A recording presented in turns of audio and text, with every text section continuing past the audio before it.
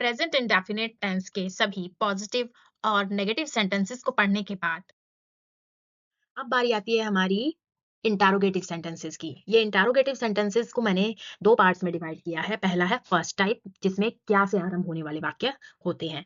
तो अब जो नोट ध्यान देने वाली बात ये है वो ये है कि यदि प्रश्नवाचक वाक्य में सर्वप्रथम क्या हो तो क्या की अंग्रेजी के लिए आप व्हाट का प्रयोग नहीं करेंगे। ऐसे वाक्यों में सब्जेक्ट के अकॉर्डिंग हेल्पिंग वर्ब डू या डज का प्रयोग किया जाता है। अब कैसे किया जाता है वो हम आगे रीड करेंगे। प्रेजेंट इंडेफिनिट टेंस के पॉजिटिव और नेगेटिव सेंटेंसेस को रीड करने के बाद अब बारी आती है इंटारोगेटिव सेंटेंसेस की। यहाँ पर हमने इंटारोगेटिव सेंटेंसेस को दो कैटेगरी में रखा है। पहला फर्स्ट टाइप, जिसमें क्या से और आरंभ होने वाले वाक्य हैं। अभी हम फर्स्ट टाइप को डिस्कस करेंगे, उसके बाद सेकंड टाइप को डिस्कस करेंगे। तो फर्स्ट टाइप में ट्रांसलेशन के नियम है आई वी यू दे तथा प्लूरल नाउन्स के साथ हेल्पिंग वर्ब डू का प्रयोग किया जाता है।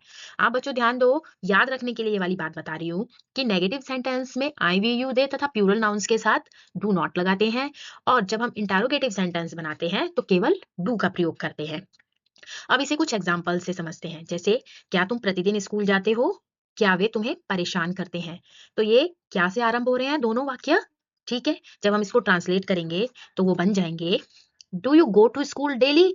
यहाँ पर जो क्या शब्द है उसके लिए स्टार्टिंग में अगर क्या आ रहा है, सेंटेंस के बीच में नहीं, शुरुआत ही क्या से होनी चाहिए सेंटेंस की। ये पॉइंट नोट करके रखो।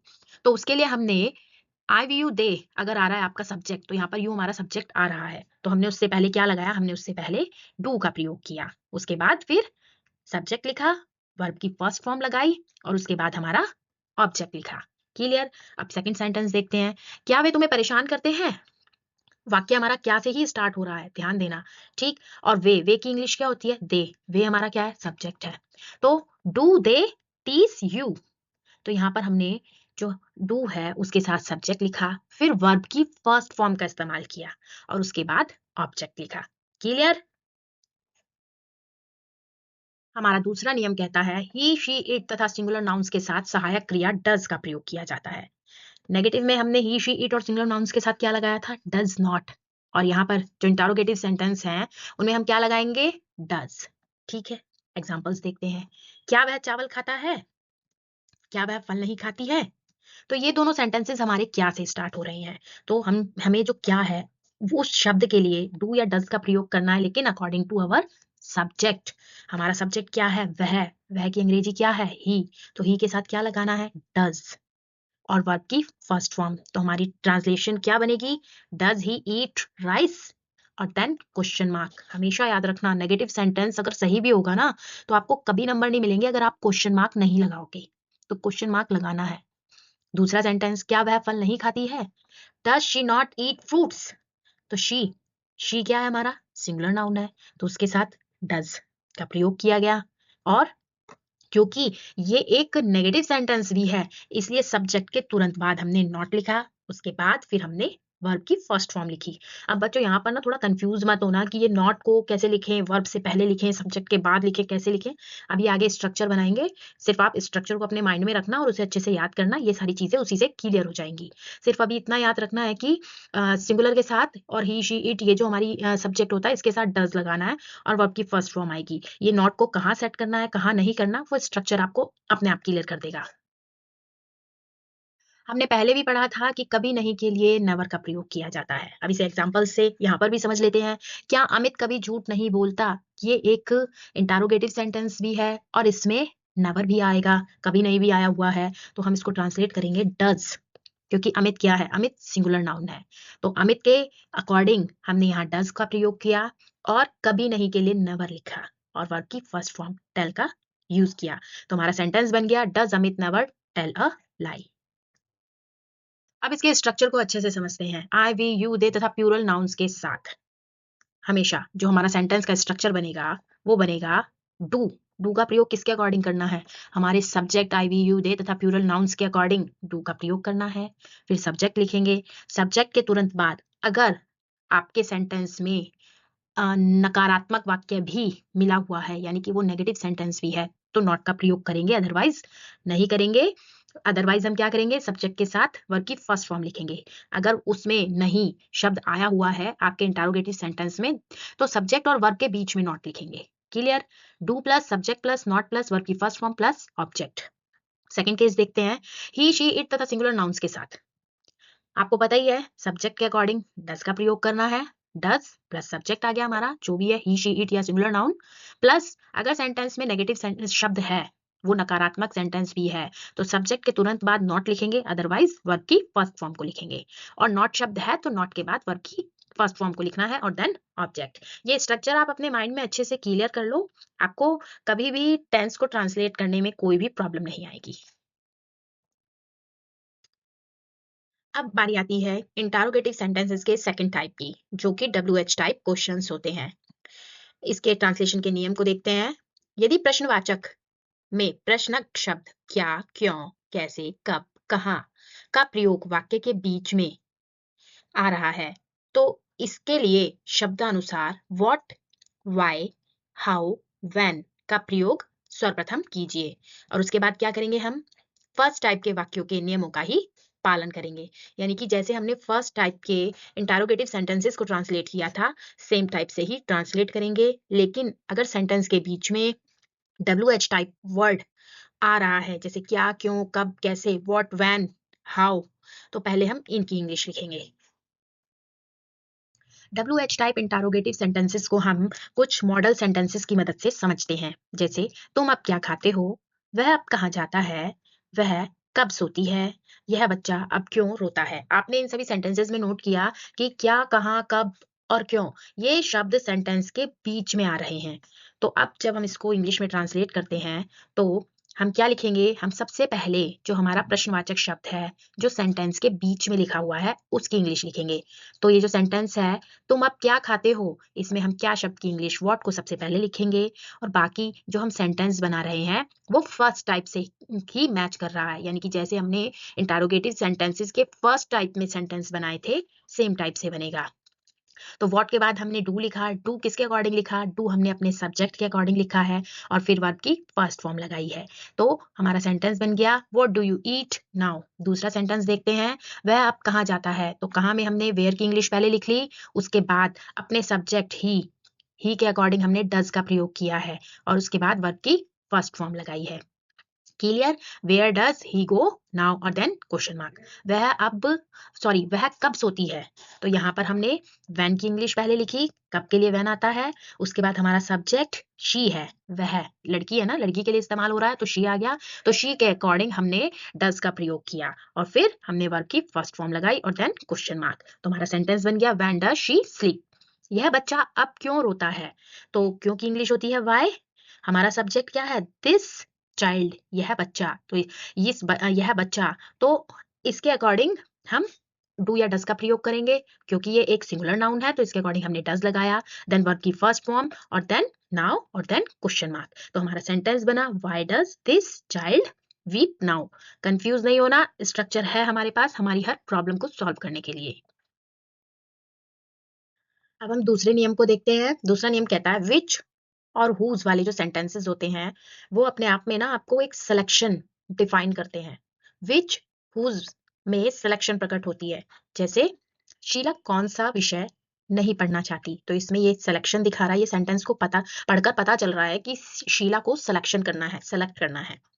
दूसरा, तुम किसकी पुस्तक पढ़ते हो, ये इसमें जो यू है, वो भी एक सेलेक्टिव बुक को पढ़ता है। तो अब जब इन सेंटेंसेस को हम इंग्लिश में ट्रांसलेट करेंगे, तो ये हम कैसे करेंगे, शीला कौन सा विषय नहीं पढ़ना चाहती, विच सब्जेक्ट, यहाँ पर हम विच के साथ सब्जेक्ट को, यानी जो भी उसका सिलेक्शन है, जिसके बारे में पूछा जा रहा है, उसको साथ में लिखेंगे। Which subject does Sheela not want to read. तुम किसकी किताब पढ़ते हो, whose book do you read. तो यहाँ पर जो सिलेक्शन है, उसको प्रश्नवाचक शब्द के साथ में लिखना है। ये केवल विच और हुज वाले सेंटेंसेस में ही अप्लाई होता है। तो आप इन सेंटेंसेस को जब भी बनाओगे, जो विच वाले सेंटेंसेस हैं या फिर हुज वाले सेंटेंसेस हैं, उनमें ध्यान देना कि जिसके बारे में पूछा गया है, जैसे विच सब्जेक्ट, हुज बुक, उसको आप प्रश्नवाचक शब्द के साथ ही लिखेंगे। क्लियर? बच्चों ये जो तीसरा नियम है आप इसको बड़े ध्यान से देखिए। हु के प्रयोग को ध्यानपूर्वक पढ़िए। हु के तुरंत बाद ही वर्ब का प्रयोग होता है। जैसे तुम्हें अंग्रेजी कौन पढ़ाता है, पहला सेंटेंस ध्यान दो, तुम्हें अंग्रेजी कौन पढ़ाता है, किसी सिंगुलर पर्सन के बारे में बात हो रही है, यानी कि जो पूछ रहा है उसे पता है कि सामने वाले को इंग्लिश केवल एक ही व्यक्ति पढ़ाता है। लेकिन ये जो हमारा दूसरा सेंटेंस है, तुम्हें अंग्रेजी कौन पढ़ाते हैं, इसका मतलब जो पूछ रहा है उसे पता है कि सामने वाले को इंग्लिश बहुत सारे लोग पढ़ाते हैं। अब जब हम इनकी ट्रांसलेट इंग्लिश में करेंगे तो देखना इनमें क्या अंतर है। तुम्हें अंग्रेजी कौन पढ़ाता है, तो इसकी इंग्लिश बनी हु टीचेज यू इंग्लिश, और तुम्हें अंग्रेजी कौन पढ़ाते हैं, हु टीच यू इंग्लिश। अभी कंफ्यूज हो, क्लियर कर देते हैं। बच्चों देखो, जब आपको पता है कि एक ही व्यक्ति के बारे में बात हो रही है तो हु के साथ वर्ब की फर्स्ट फॉर्म में एस या ईएस लगेगा। आप यहाँ पर ये मत सोचना कि यू हमारा सब्जेक्ट है।